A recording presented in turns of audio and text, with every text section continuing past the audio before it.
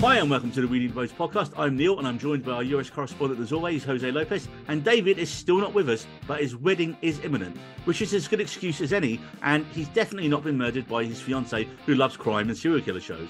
And hopefully he'll be joining us soon for a Scream ranking special. And he has made us wait, Jose, because you and I have both seen one of the funniest fantasy action films of the year, which is Dungeons and Dragons. But as David is the only person who plays D&D... Have you played? I was going to ask. I have not played. I was going to say I am very interested to see how closely the movie related to the actual game, because there seemed to be a lot of stuff that just seemed really faithful to the game itself, and I just want to see if there were things that we probably missed. Yeah, I mean, when he asked me what I thought, because I saw it at a preview in England that came out like a month before general release. And so I've been sitting on it for almost 6 to 7 weeks now. The other night, when I went to cinema the other night, I went to see Shazam 2, and I almost went to see Dungeons and Dragons again, because that's how much I enjoyed it. Because it was just such a fun film. And I did say to David at the time, I said, well, look, you've played this game quite regularly. You've got, your characters, you've got your regular friends, your D&D friends who you play it with. It's an out-and-out comedy. Now, would that annoy someone who's a big fan of the world? He goes, no, it's supposed to be silly. It's supposed to be funny. I went, oh, good. So you'll love it then. So I just wondered whether, because of the tone of it, some people who take it ultra seriously were like, oh, this is mocking it and taking the piss out of it. Mm-hmm. So, but we'll get into that, and we digress as always. And we'll get onto that on our next one, when hopefully David will be back and definitely not climbing his way out of a grave in a basement. And come up in this episode, we're going to have news, what we've been watching, and reviews. News.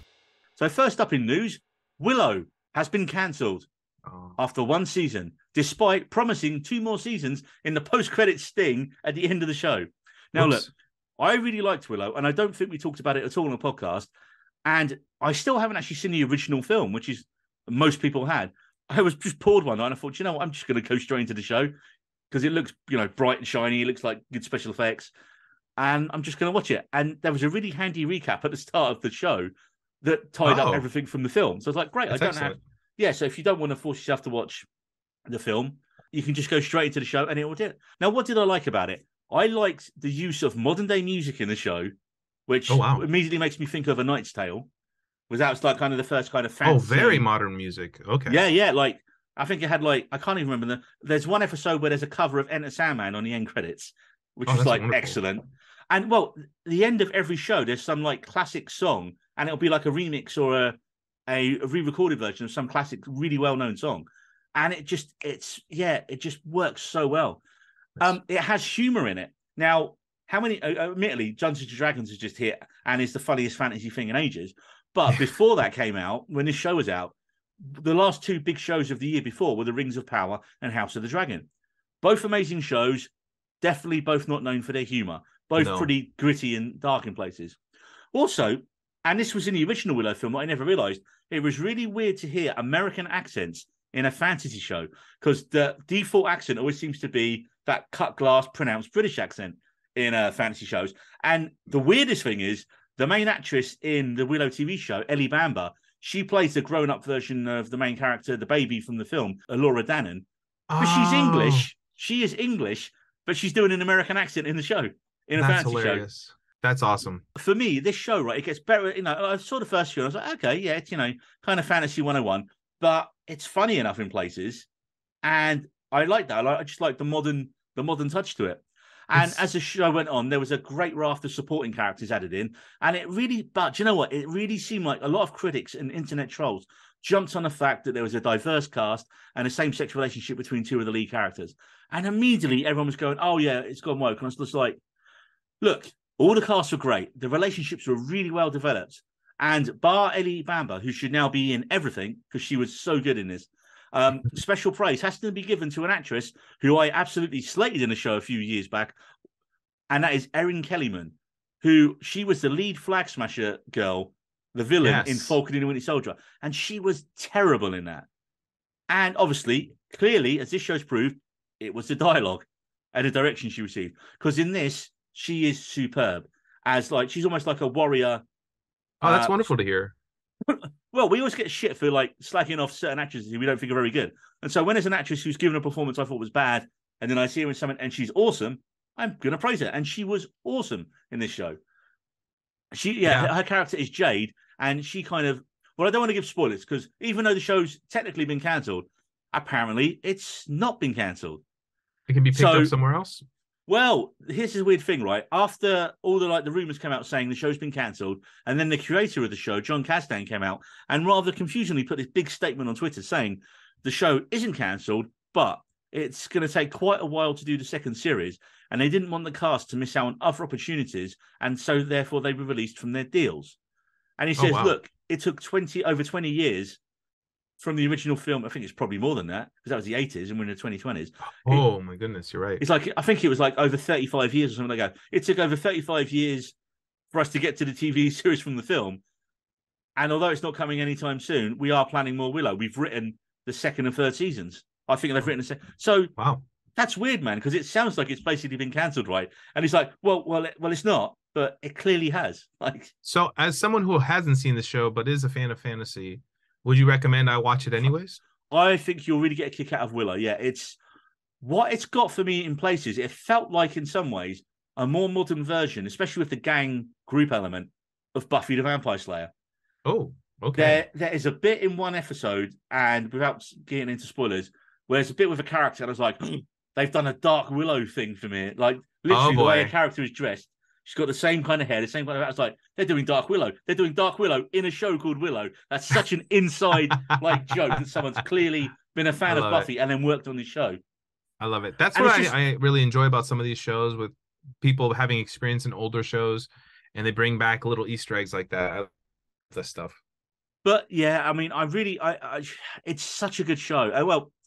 It's a good show. It's a good show. It's a really enjoyable show. The episodes fly by. I think it looks amazing. You've got they bring back Joanne Whalley from the original film at the start of the new one. Val Kilmer's absence is addressed in it quite well as well, because obviously he was the lead actor in the original one. Yes. And they bring Christian Slater into it almost as like a proxy character. Christian Slater turns up in it. Wow. That's a nice surprise. Maybe we should leave it as a spoiler. Well, the show's been cancelled, right? So I haven't told you who his character is or what he's to do with anything. Gotcha. So I have to admit, Christian Slater is also an underrated actor who I think Mr. Robot. I haven't seen it. I need to watch Mr. Robot. Yeah, I mean you do, but then I never finished it. I got to the last series. I may have watched it all. I can't remember. Finalized itself? Has it aired? It's been and gone. Episode? Yeah, been and gone a couple of years back, man. But I am really behind on that one. Yeah. So, but anyways, Christian Slater, I think he is one of those actors who maybe he just had a bad deal for some years, and I think with Bad Robot, I've heard good things from his performance there. Maybe he just needs another role where he can shine, just kind of like that actress from Winter Soldier. Yeah, 100%. So yeah, I'd say if you want a show that's funny, fantasy, and actually you get to hear American accents in a fantasy show, then watch Willow. Excellent. Also, brief mention, I got to see live on stage a week or two back, Quentin Tarantino talking about his book that came out the other year, Cinema Speculation, live on stage in London. And I was thinking for ages, well, who's going to be interviewing him? Because is he just going to sit there himself? That'd be a bit weird. Surely he needs like a compere for the evening. And then a couple of days before, it popped up on the socials. It was only Edgar Wright. Man. Edgar Wright interviewing Tarantino about his book and cinema. And, oh man, what an event. It was just, I mean, it was the two of them talking about all the kind of main points of Tarantino's book for almost 3 hours. Wow. That is a thing I would sit in. If you're a fan of Tarantino and just cinema in general, it was such a brilliant event. And what was cool is when you ordered your ticket for the event, you got sent his book as part of the ticket price. Oh, that's excellent. That's even better. So how many people? It's funny. I was when I was queuing up outside. So many people had the book with them. Was like, guys, I don't think he's going to be hanging around to sign him. Didn't say that, but that's what I was thinking. Never know. You never know. No, man, because it was sold out. They did a second show on the Sunday night there. Oh wow! Does that mean you got his book? Have you read it before? I'd read almost all of it before I went up, and luckily the last chapters I knew those films that he was talking about in it. So, would you say it's something worth picking up? I think he's kind of said himself at the event. It isn't just him talking about his favorite films. He's got one of the chapters and one of the bits they talked about a fair bit was how he was a fan of this film critic from the LA, I think it was the Los Angeles Times, who would always champion the B movies at the time and like the exploitation films and the films that no one else was covering. And what would happen is this guy would give one of those a good review, and then the studio people go, who was the director of that one? He got a good review. And then people would get it was like a pathway through the reviews. And they would get hired because of the reviews. Yeah, exactly. You kind of work your way up. Jonathan Demme, the guy who did Silence of the Lambs, and he did like a women in prison film or something like that. And it got a really good review, and then he started working his way up. So and he was just like, this critic's really underrated. So he spent like about 15, 20 minutes talking about this guy. In the second half of it, he just read a whole chapter out. And he has got a lot of shit in the past about the way he writes black characters and how he kind of uses that language himself. Mm-hmm. In the book, he actually says that his mum used to, for some reason, he makes a joke out of it, that they went to see a film that had Jim Brown. They went to see a film that had Jim Brown in it. And then after that, his mum just started exclusively dating black guys.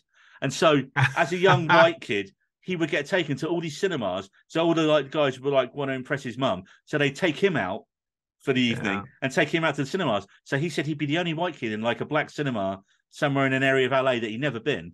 And that was his and he'd be like 8 and watching an R-rated film. So he'd get into school and he would have seen all these cool films that no one else had seen or even heard of. And that's kind of how he started his cinematic education. So you can see how that that's how he was raised and that's how he interacted with people that age. He is writing it from a place of actual knowledge and not just, Mm-hmm. He's not trying to be who he isn't. Exactly. There was a few looks around when he was doing the black voice and pretended to be the characters in the voice, and people were kind of looking at each other going, "Is this okay?" And I was like, "Well, in the confines of the story and the way he's telling it, yeah, I think it's fine. He's not, Context. It's always important to context. Yes, I was literally about to say that. It's always important to think of the context. And that's the way he was raised. That's the environment he grew up in. So I think he feels he can claim part of that because he's been to he was at those places. He grew up in those places, in those cinemas. He grew up seeing film through the black audience's lens, which you'd have to really get into it, but decide how that's made him how it's influenced his own work. It's funny because I saw a small clip just coincidentally recently about him talking about casting. And how in Hollywood, sometimes there's a short casting list of all right, there's these 5 to 10 actors that we want to claim. And, it kind of comes and goes with different actors over the years. But it's always about a short list of 10 actors for each kind of there's the lead, and then there's a supporting actor, and then there's background actors. And it's always about a short list of 5 to 10 actors. But then what he does is he has a long memory. He tries to remember people from movies from years back, and he explained that's how he came up with Jackie Brown. Up with a lot of the character actors. Travolta wasn't doing a lot when he came back. Exactly. So he tried to have a long memory. He would try to expect more from actors that hadn't done work in a while, or if anything, just actors that weren't at the top of these lists who were still very capable. And I thought that was a really great character trait for him to remember those people.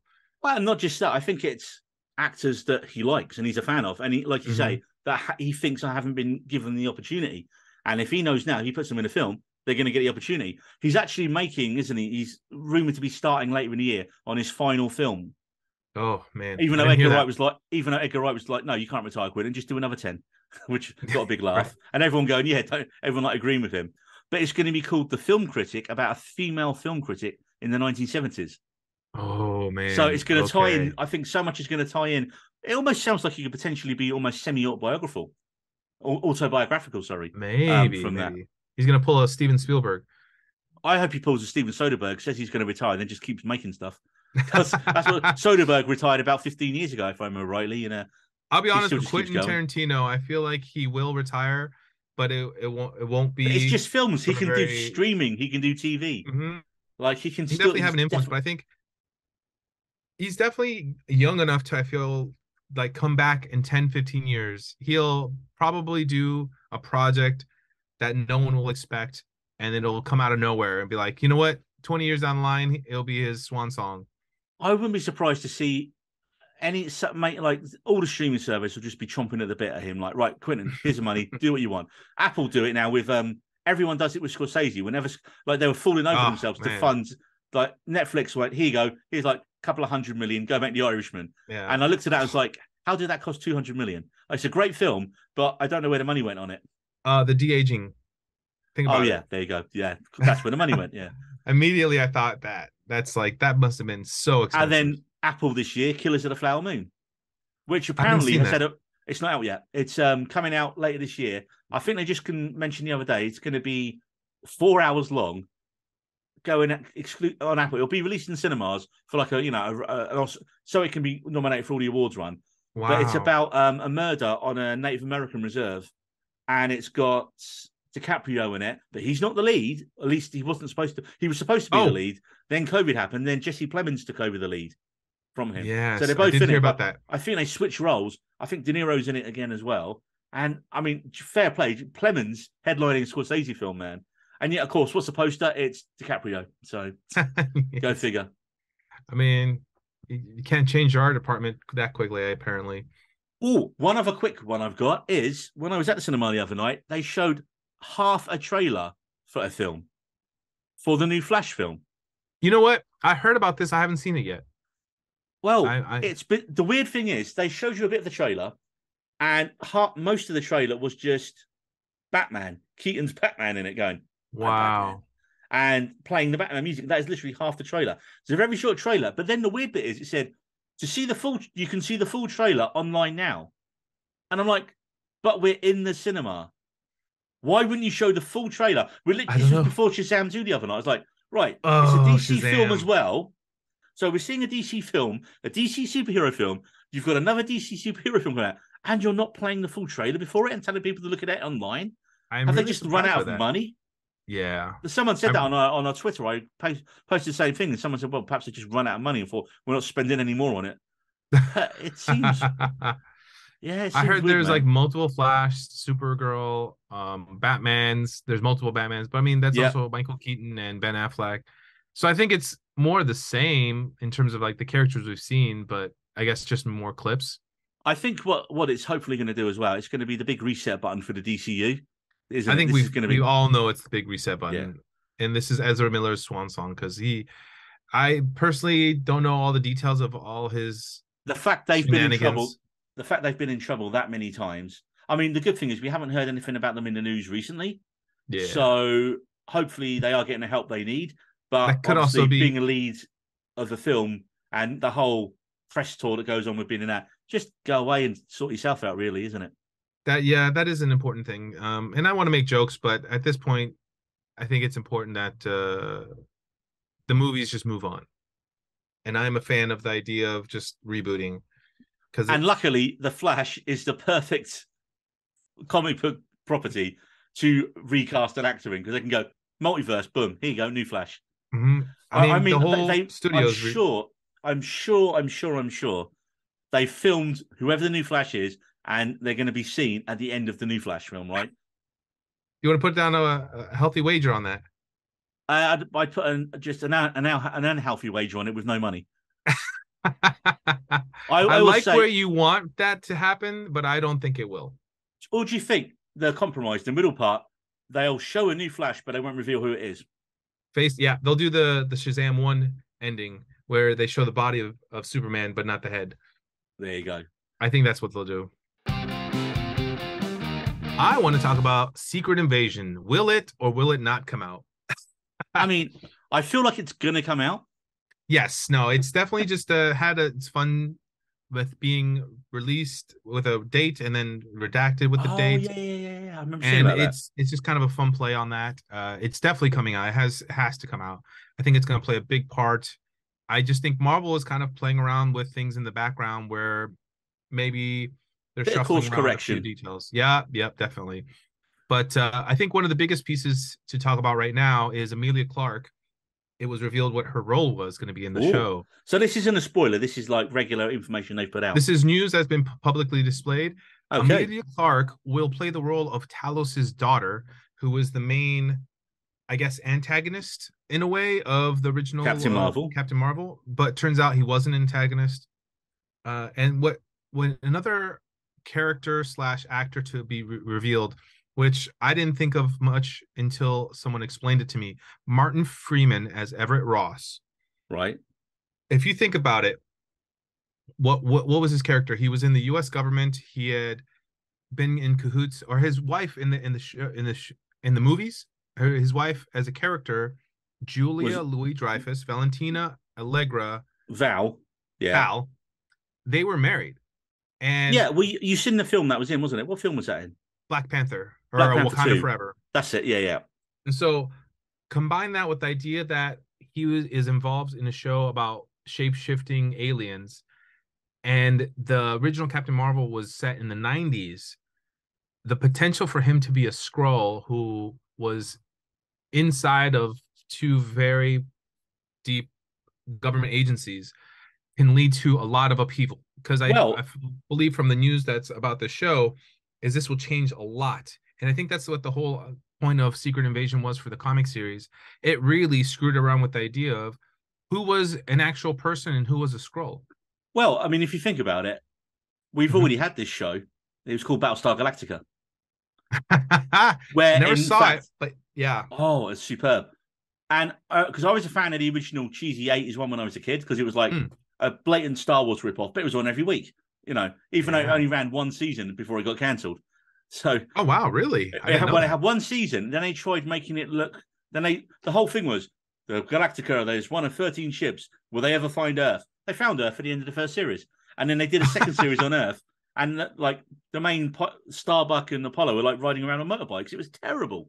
It was utter shit, and then it got cancelled. But that first series was really good, and then of course when Ron D. Moore, who's famously did Star Trek Deep Space Nine, his reboot of Battlestar. When I first saw it, I was like, wait, so the Cylons could look like anyone? That's just a shit way of cheapening out on the budget, and that's what I thought when I started watching it. And then it became brilliant because it's like, no, they were like, the whole point of the show as it went on was, you can't trust who anyone is in it. Anyone could be a Cylon and not realize it. So you've got that kind of framework with a Secret Invasion, but for a Marvel universe.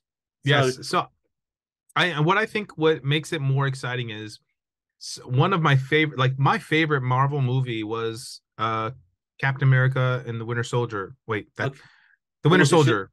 With the Soldier, okay, yeah. Second one. Yes. And that one was set up as an espionage film. And to have a show be an espionage show, I think it has so much potential to really make it interesting. And I didn't watch Agents of S.H.I.E.L.D., so I can't really say good or bad about it. But I feel like when it was good, it was very good. When it was bad, it was really bad. And that could be... I watched it from start to finish, every episode. And the constant fuckery they probably had to deal with, like the studio level.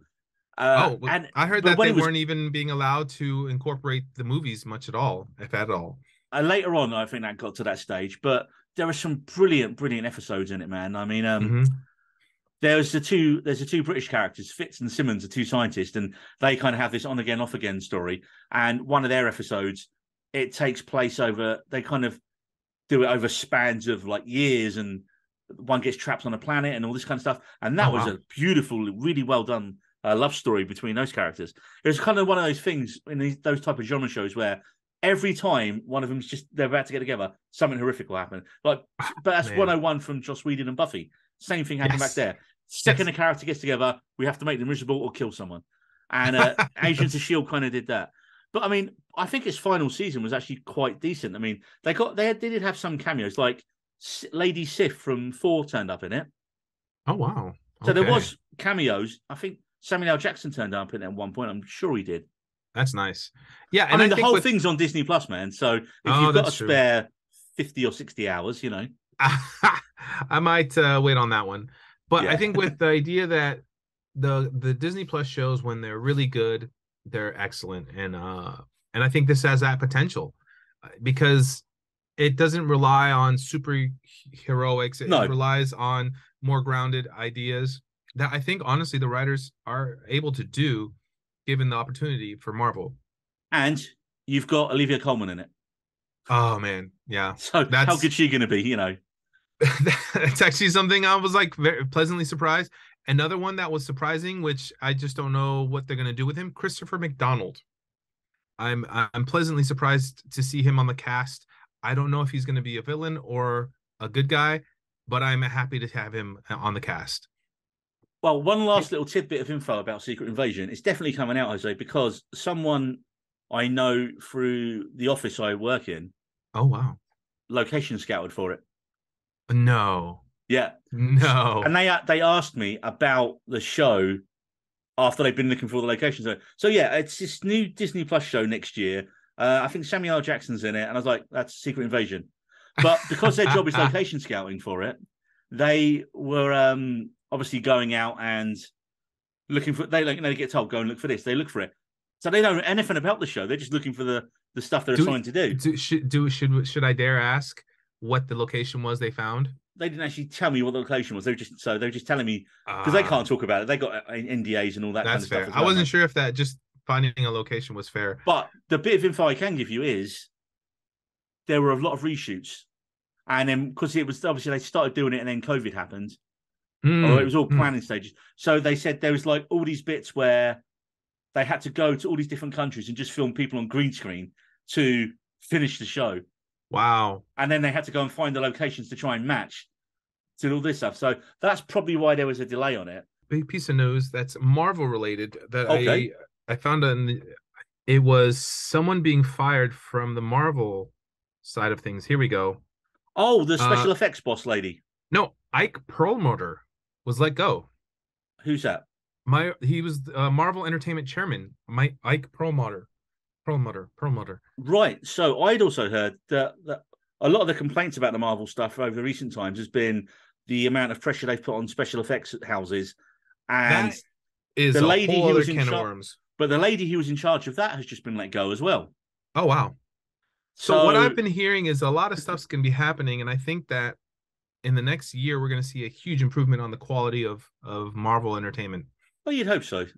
Yes. I mean, I don't think the drop-off's been that bad. Like, even the worst Marvel show, it's still a decent show. It's not actively terrible, you know. That's true. And I think the bar's been so high.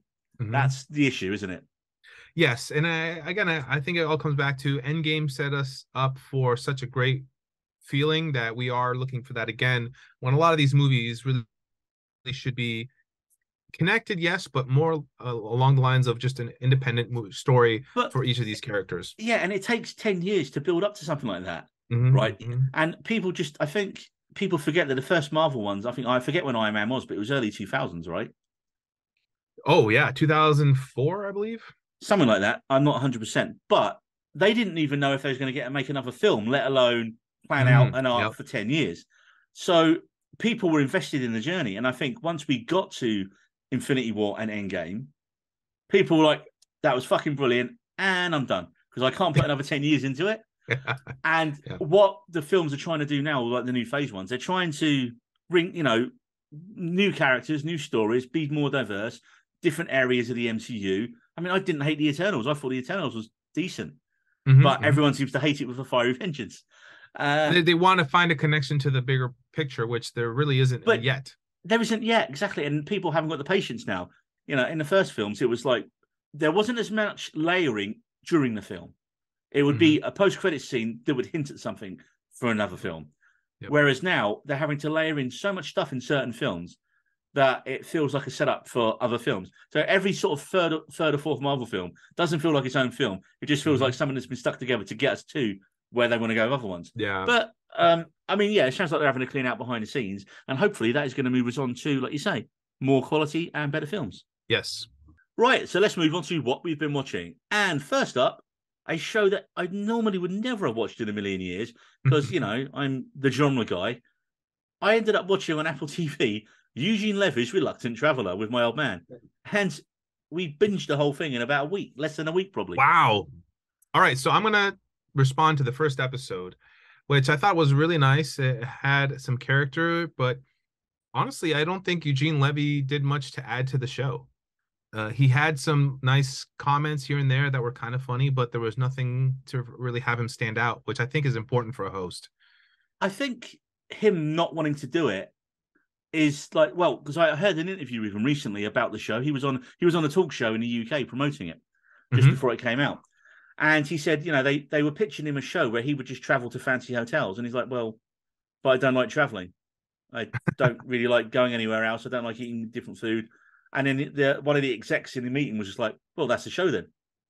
We send you places that you don't want to go. And I'd argue that I do like his little kind of, undercutting. He's quite very sarcastic as a show throughout the episodes. He's kind of has this kind of, because the first episode was the one in Finland, wasn't it?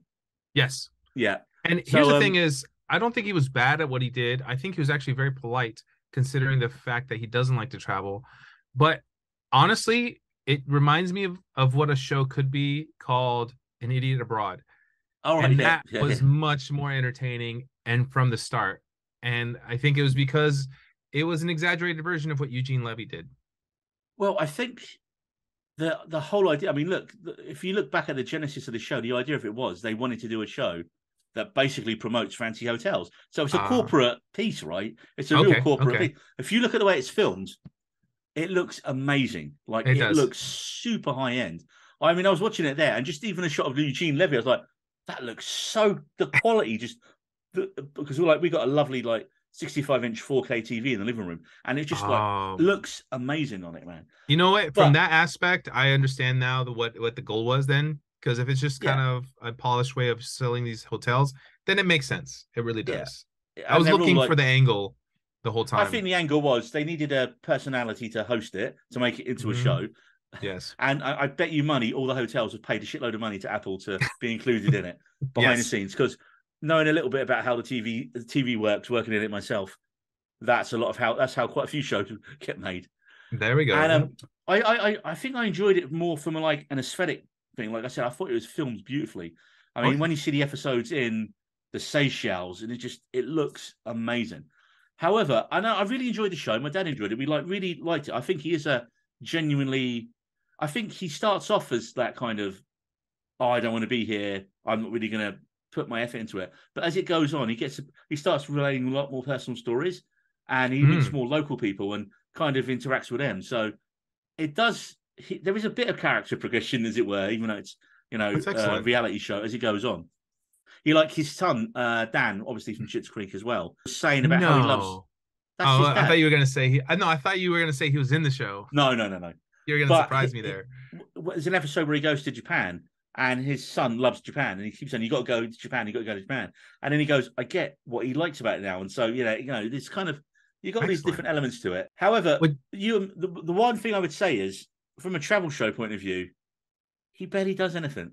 He doesn't really see anywhere or anything. And you and me worked in the travel industry for a little bit, Jose. Yes. And I was looking at it going, he's doing the most basic thing in each place he goes to. He literally, some listeners might know, we both used to work on a cruise line. And my job as a video guy, I'd go off and I'd film all the excursions.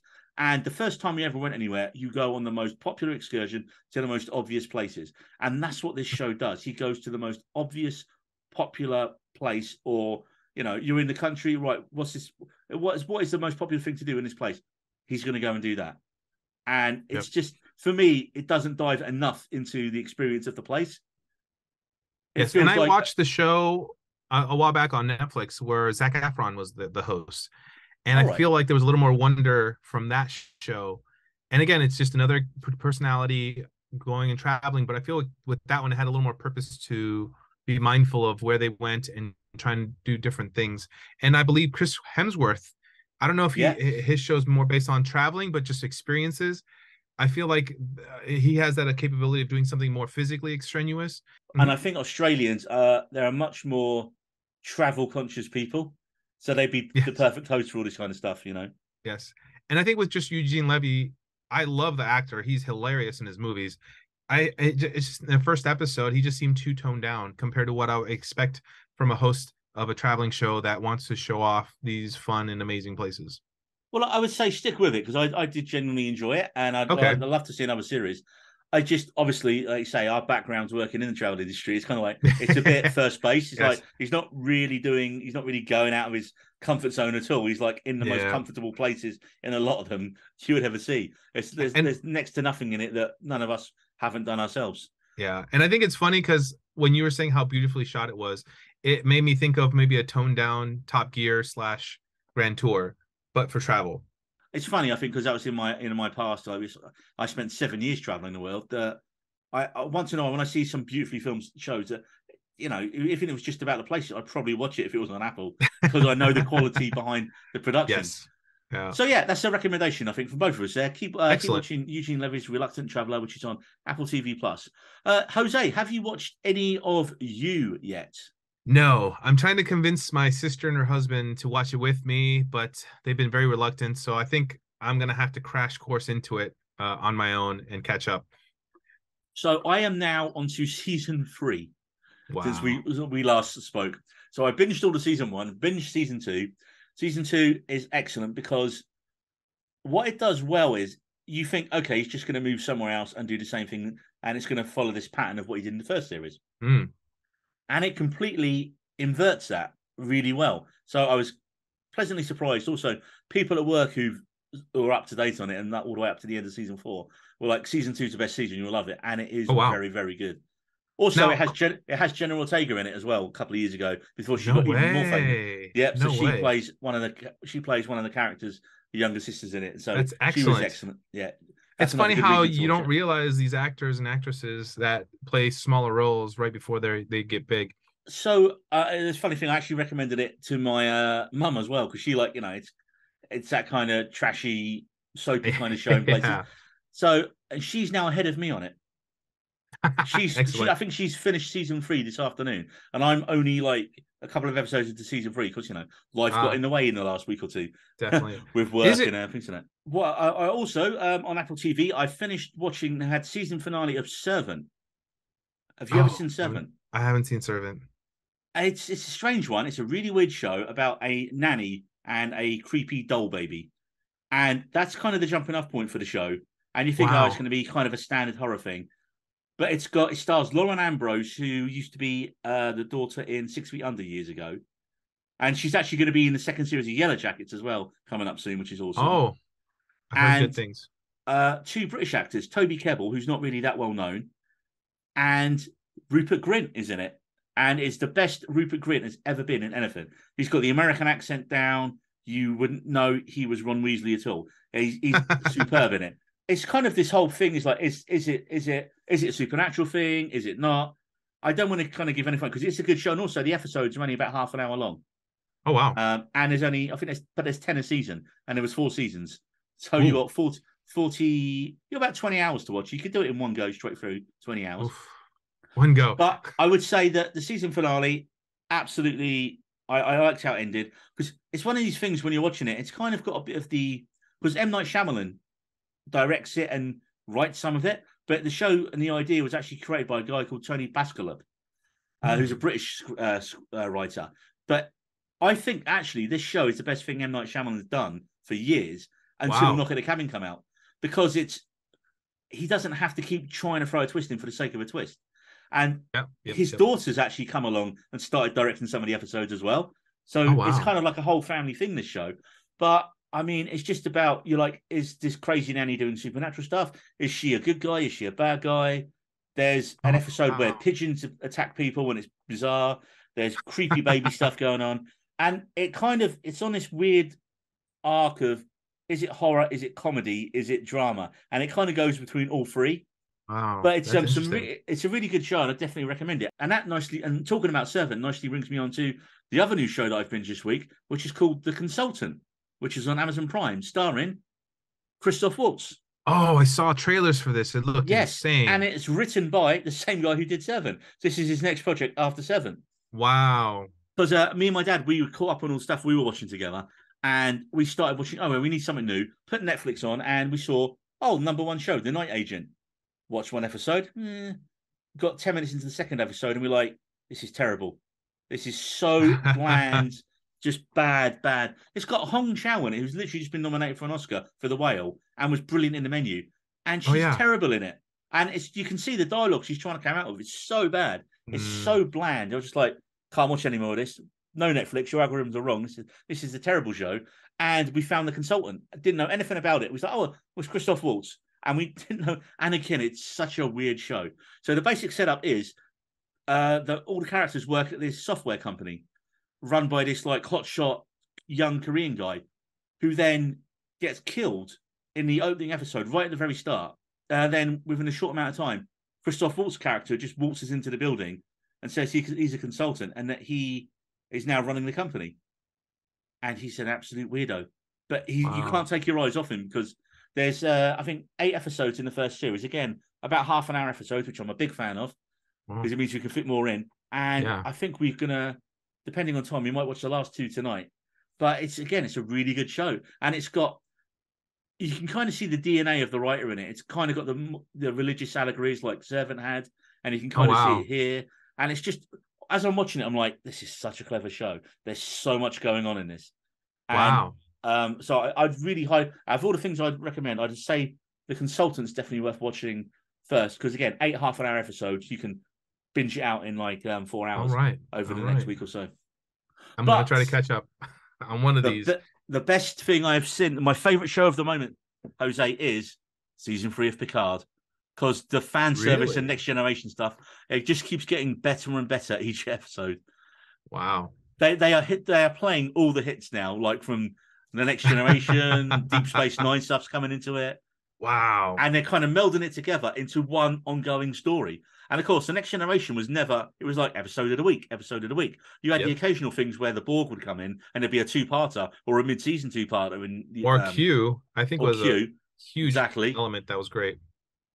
I think he turned up in season 2 of Picard, and that's the season I skipped because it was terrible. But again, you can just go straight into season 3 of Picard, and it's so good, man. And what's good is all the new characters in it are so good. And I think I probably mentioned this on the last one.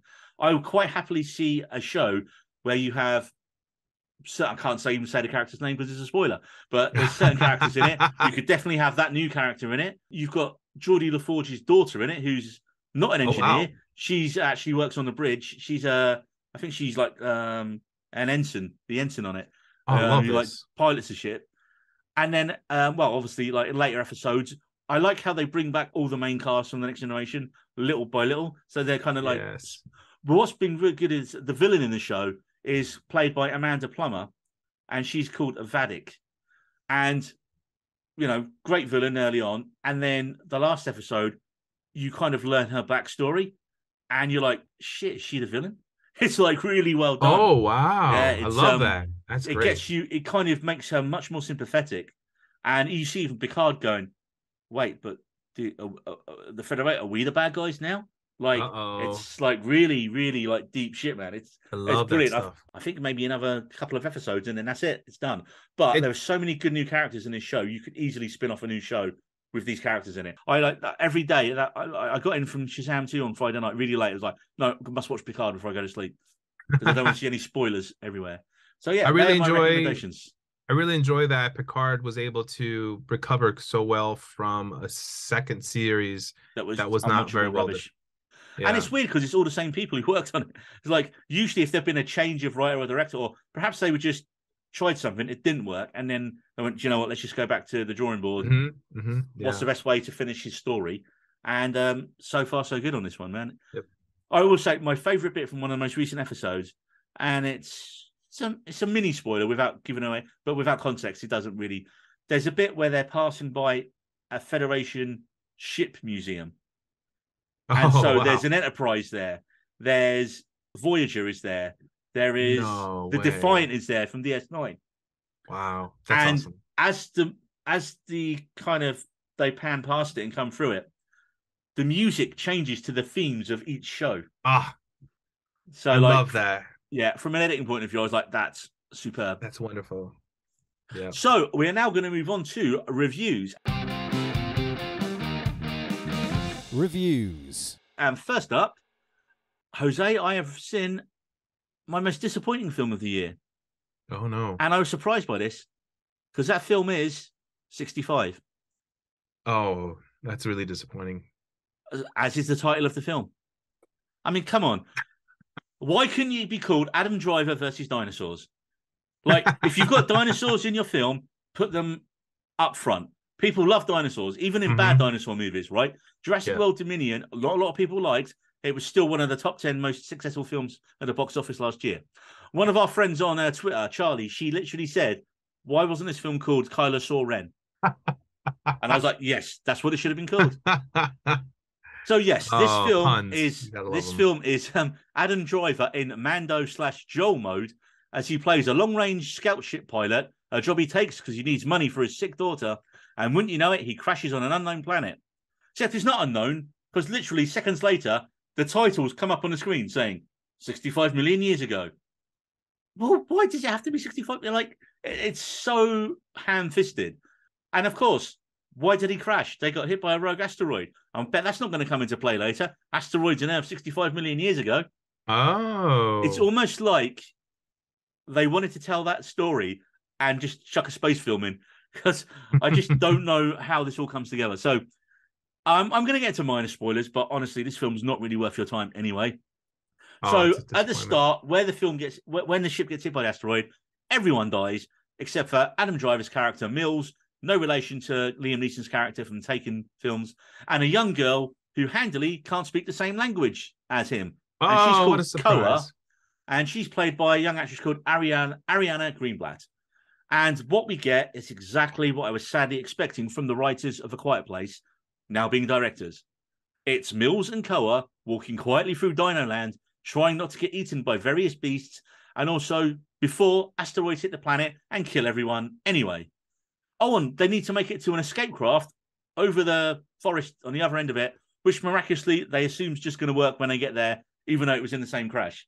Like, Oh man. and that's the film. And it was quite a disappointment because we ham-fistedly we know that Mills has to save the little girl because he has a daughter back home. And what's Mm-hmm. annoying is the trailer promised epic spaceman versus dinosaur action. In reality, all the set pieces are really disappointing. Like Oh most no. half the film does the usual budget saving tactic of having half the film take place at night, so you don't really see anything, and it's all quick cut, shaky cam, and it's like, that's disappointing. And also, why set it on Earth 65 million years ago? As that literally has nothing to do with the plot of the film. 65 is a shit title. It could have been any planet they crash on that had dinosaurs on it. There was literally no real reason for it to be Earth, Oh. other than I bet you know what those asteroids are going to do at the end of the film. Those incoming asteroids. Honestly, the only positive bits of the film I could find are the little character moments when Mills and Koa are bonding, and you get some really nice charisma from the young girl, Greenblatt and Driver, and you kind of see him going from grouchy, almost Joel/Mando to eventually less grouchy Joel from the end of the season of Last of Us. But where the film fails massively is in its initial concept, which is dinosaurs versus spaceman. None of the set pieces are memorable. And for me, it's the most disappointing film I've seen this year so far that I was excited for. I will Damn. say thanks to one of our listeners, Rachel Miller, for sending in her comments. And she's generally quite positive on stuff. She said, I adore anything with dinosaurs in it, and I like 65. Not the best, not the worst. Love the dinos, and I like that they had to communicate in different ways. It was always nice to have people who are positive about films. I am Yep. not on this one. I was like fully just I was just annoyed when I came out. I was like, the only positive things I could find to say is it's only 90 minutes long. It's very Oh short. wow. And Wow. the problem is because it's that short, there's no character development really. There's one character plot point and that's it. I think I gave this 2 stars in the end when I reviewed it. That's really But from disappointing because it seemed like it had a lot of potential from a simple outline. yeah, sadly no. Also, I called up the other day on Disney Plus with The Boston Strangler, starring Keira Knightley, and I think this dropped in Hulu in the States last year sometime, Jose. I believe with a lot of your Disney Plus, it is our Hulu. I think But I should just sign up for Hulu at this point. I think so, yeah. But yeah, it stars Keira Knightley and occasionally Carrie Coon, who, if you don't know from The Leftovers, she was the mum in the new Ghostbusters Afterlife film as well. She is brilliant. She's one of these actresses who just you don't generally have heard of her, but then you see her and somebody go, yeah, she's brilliant.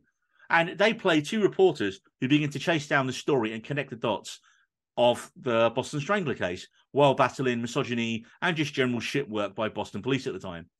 And if you know the real story of the Boston Strangler, which I didn't know before seeing this film, so I won't spoil that here.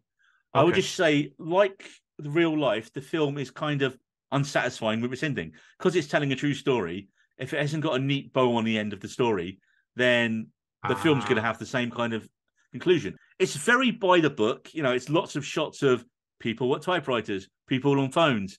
It's that kind, no computers really or anything like that. And so it's kind of, it's just not visually that interesting. And I enjoyed Knightley's performance. And do you know what? Knightley was one of these actors when she was a lot younger that got a lot of shit all the time. I think when she debuted in Pirates, everyone loved her. And then people kind of said, well, no, she's not that good an actress. She then kind of went the period drama route and did her proper acting. And then now she's got to the age now, because she's in her late 30s now. And I think she's at the stage now where she's taking smaller roles in more interesting films. And I think you're going to prove what a great actress she can be. I mean, I've never had a problem with her acting, but I think she was probably typecast in being the love interest or that kind of stuff early on in her career. This is her film. She's the lead in this. There's barely any of the film where she's not on screen. And in fact, so much so that I was a bit disappointed there wasn't more of Carrie Coon in it, who is also an awesome actress. But I was like, okay, I thought it was going to be the two of them, as that's the way they kind of sell it and in the trailer. And no, it's just the Keira Knightley show, but she's really good in it. Sadly, the film doesn't really build tension very well. You never feel like what they're doing is putting them in direct danger. It kind of feels quite apart from, obviously, the murders and what's going on there. And so they don't really build tension very well, and the direction's quite flat. What it feels like a really well-made for TV movie, but not a film. Like, if I'd seen this in the cinema, I would have been like, yeah. So for me, this is the definition of a 3-star movie, raised to a 3-star over a 2-star by Knightley's performance. We did get a comment from Rachel on this as well. It was okay, informative, but there's so many films like this. Do something different with it. Didn't wow me, was okay. Pretty much what I said. So, yeah. And lastly today, I finally got to see Shazam 2 in the cinema 2 weeks afterwards. And if we go by its box office drop-off, there's been worldwide, then that definitely happened in the UK as well, because there was 3 of us in a screening I went to.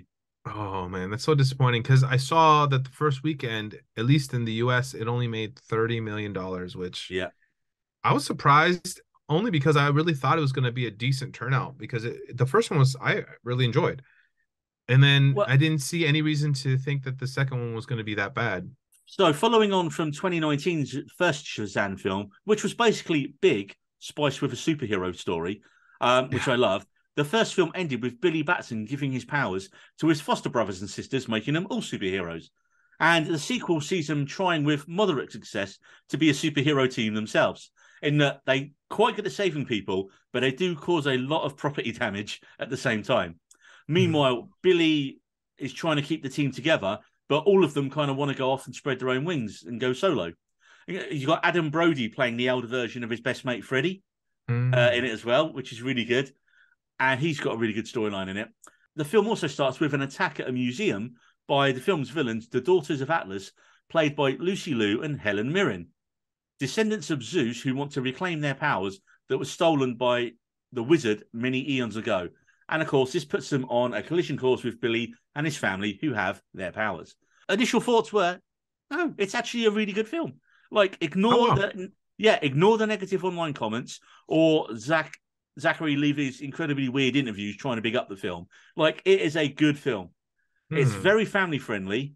There are unicorns in it at one point. What? There's a really bad time with Skittles, though, unfortunately, because there's literally a bit where a character says, taste the rainbow, and I was like, well, that's no. But then they say it again within about 2 minutes of saying it the first time. I was like, it wasn't funny the first time. And you've literally that's just bad writing. Bad writing. Oof. And you know that in the state of California, Skittles have become illegal because of the chemicals they contain in their food coloring. No. Yeah. That's one of my finally did it. I used to like Skittles, but I can't eat Skittles now. Thanks, Jose. You've ruined Skittles for me.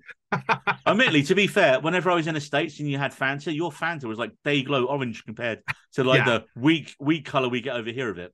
I'll be honest, most of our candies and sodas and pop, I think would not be good for a lot of people, let alone human consumption. In general. I think it's just a matter of time for our if our lawmakers are smart, they'd get rid of a lot of things. Sadly, Jose, from what I read online, your lawmakers are not smart. Oh goodness, no. Yeah, that's a whole other discussion. And I think that goes for most bigger countries. We have our own issues. But yeah, so back to Shazam and away from politics. Helen Mirren likes being a villain. She really seems to be enjoying it. Oh, I can see her eating up the scenery. Yeah, she is chewing on this film like a Skittle, but without the potential the rainbow taste. The rainbow taste. You've got Rachel Zegler in it, who I haven't seen in anything, because she was only in West Side Story, right? That was her big debut. Oh yeah, you're right. So she's in it, playing another new character called Annie, and she's got a really nice storyline with Jack Dylan Glazer's Freddy. And in fact, Glazer for me is the film's MVP. Now, if you remember him, he was Billy's best friend, the young lad who's on crutches. So he's slightly disabled. He's got mobility issues. And when he gets his superpowers, he turns into Adam Brody. I really think those two actors are very funny, and I've seen things here and there which I'm a big fan of. I'm very bad with names right now because I'm going off the top of my head. No, what I would say is I thought in this film that Freddy's character, the young Freddy, it's just a million times better than Billy Batson. He's more focused. There's more focus on him. Billy's only kind of story is he doesn't want the team to split up and go their separate ways. And every other character's got much more interesting stuff to go on. And as the film goes on, what I like is very early on, what I loved was Freddie he meets Annie, Rachel Zegler's character at school. She's like the new girl at school. And they're having this like really nice meet cute moment. And then the school bullies walk up and like beat up a kid with crutches. I mean, come on. No one does that in the modern. Yeah. Like in the modern day, no one would say anything, even in a film, right? Like, there's that. It's a bit of a stretch. Yeah, I mean, come on. That worked in Spider-Man in the early 2000s. And even then, Peter Parker wasn't crippled. But in this one, what works well is he gives the bullies so much back chat, and I was thinking he could just turn into a superhero and beat the crap out of them. But the fact he doesn't, and he just laughs at them even after they've beaten him up, it's just really good. And his reactions are really good in it. Also, later on, as the stakes are significantly raised in the film, he has a really nice relationship with Dimon Hanslow's wizard character, who's been brought back from the first film, the wizard. He's really good. He gets a bit more to do in this film. Nice. And they're a really great mid-film double act. There is a post-credit scene. In fact, there are two. I'm not going to spoil them here. But what I would say is, as one of DC's new Uberlords, you've got, obviously, James Gunn and Peter Safran, who's the lesser-known one. He's a producer, not a director as such. He produced Shazam 2. And so I'm wondering whether they are planning to actually carry on. Obviously, this was before it died at the box office. But getting onto that, I think one of the reasons, I think there's quite a few reasons for the poor boxes of Shazam 2. One, and none of them are that it's a bad film. I think there's been more competition at the box office recently in the States. You've had Scream 6 come out. You've had Dungeons and Dragons come out. And I think Shazam 2 has kind of got lost in the shuffle with those. Cocaine Bear came out and was massive, you know. Well, I don't think there was much of a push advertising wise. I saw a couple of commercials and that was about it. Honestly. I think over the last couple of months, I saw the Shazam 2 trailer almost every time I went to the cinema in England. But I didn't like the trailer. It was a really lackluster trailer and it had a terrible like rap song in it. And it's, one of these songs just like, ooh. Yeah, and I was like, that doesn't fit the tone of the film I've seen. When I saw the film, I was like, it made the film look too dark and serious when actually it's quite light and quite light-hearted, quite frequently funny. But I think worst of all, I think the main reason for it is a lot of comic book fans and DC fans who, go and see all the DC films. I think once they knew that the giant reboots planned from The Flash onwards, I think as an audience, they're like, why do we care about this film? Because nothing that happens in it's really going to matter in the long-term future of the DCU.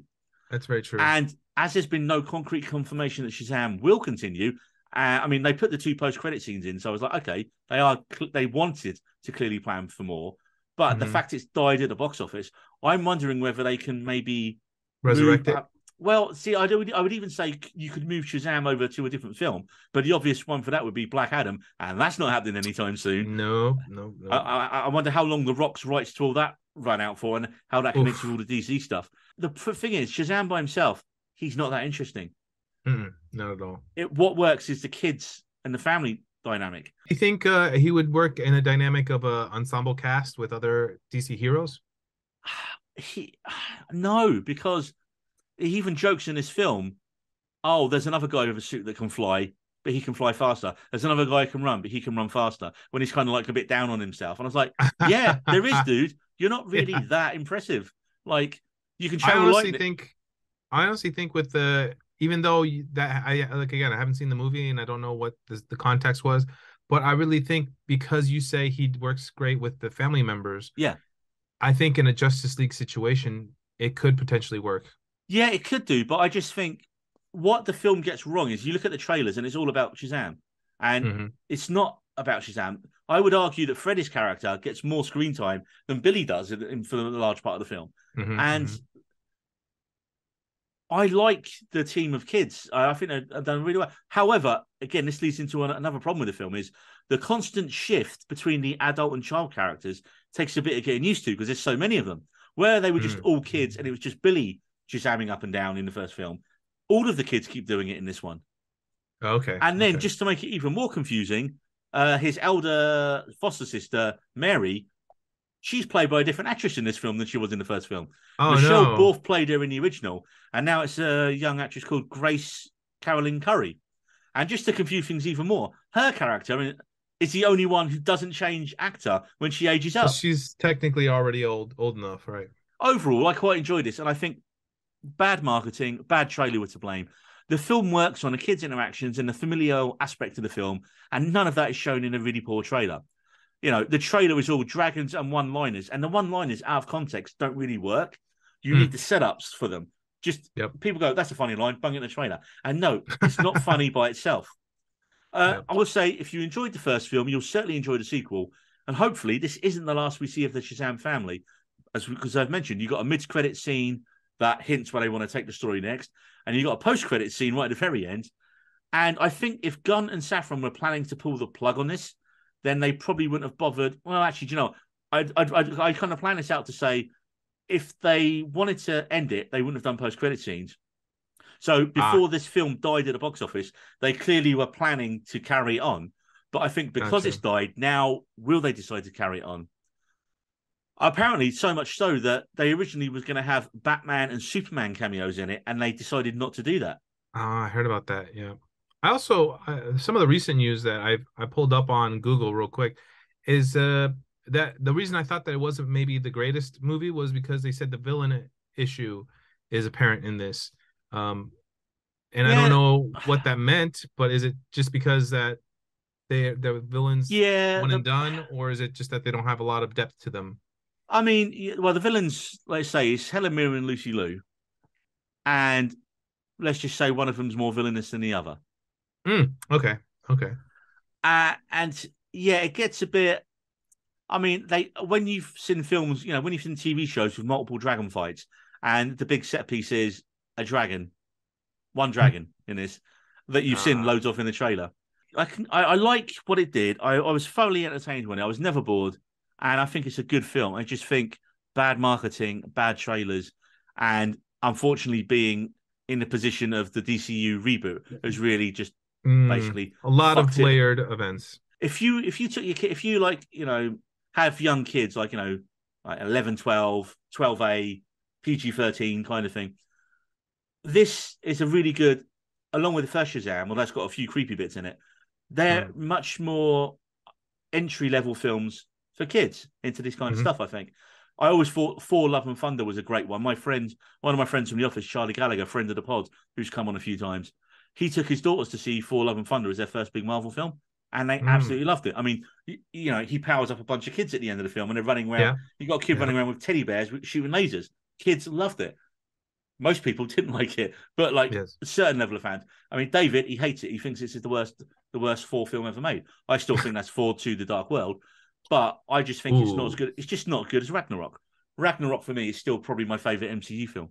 Well, my favorite Thor. It's one of my favorite. Yes, my favorite Thor film, obviously. But no, I think Infinity War Endgame. It just comes as a joint package there. Yes.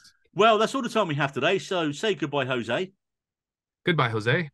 And if we've not heard from David soon, we're definitely going to be calling the police. I'm not sure, but doesn't his fiance work for the police? Yes, she does, Jose. So we might have to call someone else. Yeah, we might have to call someone not direct. Maybe I don't know what your government agencies are, but maybe someone who oversees the police. What, like Ghostbusters? We're not implying that David's been murdered. We're definitely not implying. He'll definitely be back next time. And I think we have a new segment coming up on the next one because David, last time I spoke to him, he'd gone on a horror movie binge and he'd watched something crazy like 13 or 14 horror films in the space of a week. Oh, goodness. So hopefully next time he will be let out of David's dungeon. We'll see you next time. We needed roads.